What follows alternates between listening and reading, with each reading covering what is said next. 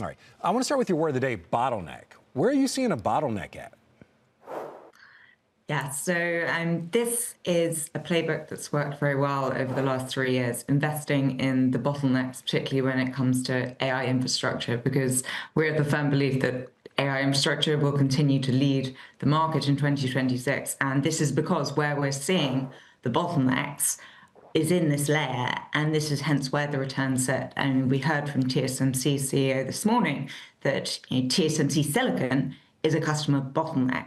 Memory, compute, storage, all of these themes have played out over the last year, and the next bottleneck we think is really going to emerge in earnest over 2026 is actually the networking, the optical gear, the fiber, because as these clusters of AI chips scale in the data center from around 100,000 today to 1 million, and then as data centers get connected together, networking scales non-linearly. So we're investing behind the bottlenecks. That's where we see the greatest return potential, and that's why we're seeing the greatest rate of innovation today. Okay, I thought you might have been talking about energy, because I know you're looking at the energy sector. You say we're basically sold out.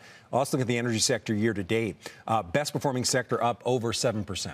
So when we're looking at energy, are you seeing opportunities there with the idea that part of this bottleneck we're seeing when it comes to AI also kind of translates to energy, because we need energy to power all these data centers and all these other facilities? Completely. I mean, it all comes down to power. The US grid is essentially sold out.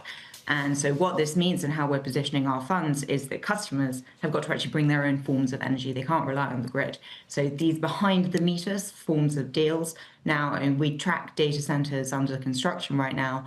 We estimate around a third of these projects are using some form of behind the meter solution.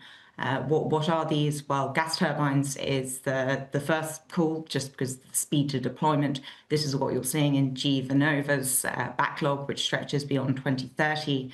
There are other forms, such as fuel cells, that are emerging as alternative technologies. But the other key theme we think has got to play a very, very big part in delivering the power demands of data centers is nuclear. And the 6.6 gigawatts that Meta has already signed today with nuclear companies really, we think, is going to be a theme that plays out throughout 2026. We invest in Constellation Energy, that's the scale player here, and being the scale player matters because it means that you deliver more reliable efficiency. This is really, really crucial when you're building an AI data center. You cannot have these clusters go down. All right, while we're talking about what's crucial to building an AI data center, let's get to your pick, and it was our mystery chart. It's Sienna. Certainly crucial. Some of their switchers and networking and other routing things that they make are very critical for data centers and all other parts of tech. Why are you so bullish on this company?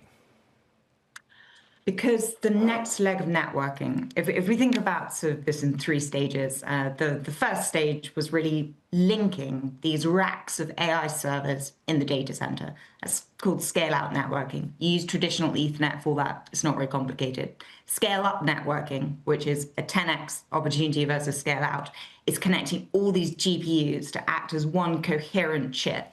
That's far more complicated and a much larger opportunity. Now, the next leg, because you can really only connect about 200,000 or so of these chips together, is to actually link these data centers together across states. So we're talking 100 kilometers plus. And this all comes down to power. You can't really get enough power to scale up a data center, so you've got to put. And Sienna is essentially the enabler of this. Think of them as the railroads for this AI traffic. And we're expecting hyperscaler deployments. 3 out of 4 are already deploying.